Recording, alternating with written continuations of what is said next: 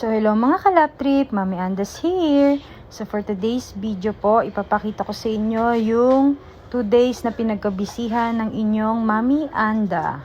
So ayan po mga kalap trip, kung maaalala nyo po ay meron po tayong client from Boracay na nag-request ng ating green mango concentrate. Ayan po ang ating Laughter Fresh Fruit Green Mango Concentrated. So, ayan po, umorder na rin po siya ng Laughter Fresh Fruit Concentrated Lemon and Calamansi sa Lazada. So, ayan po, pinadala na po yun sa Boracay at nakarating na po doon. And then, ito po, nag-request po siya ng another flavor which is yung green mango po.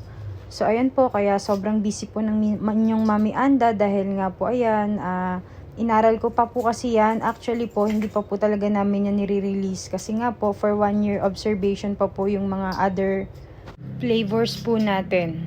So, ayan po, kaya sinicure po natin ang packaging para makarating po sa Boracay ng safe na safe po talaga ang ating product.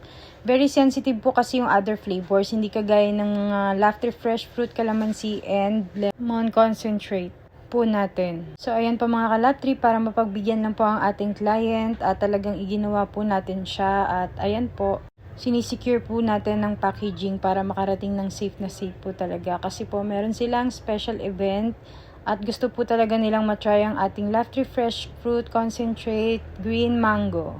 So ayan po mga kalaptrip, medyo nakulangan pa po ako sa yelo kaya po nagdagdag pa po ako ng yelo.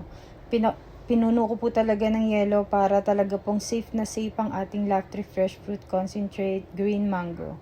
Frozen din po yun mga kalap trip. Kaya yun po, nilagyan ko pa rin ng ice para safe na safe dahil bukas pa nga po ang biyahe niya papuntang Boracay. So ngayon po, isisend lang natin siya sa Manila.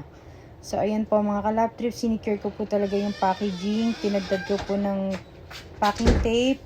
And then ayan po, nabook na po siya through Lalamove. At kinuha na po siya ng ating rider mga kalap trip. Papunta na po siyang Manila.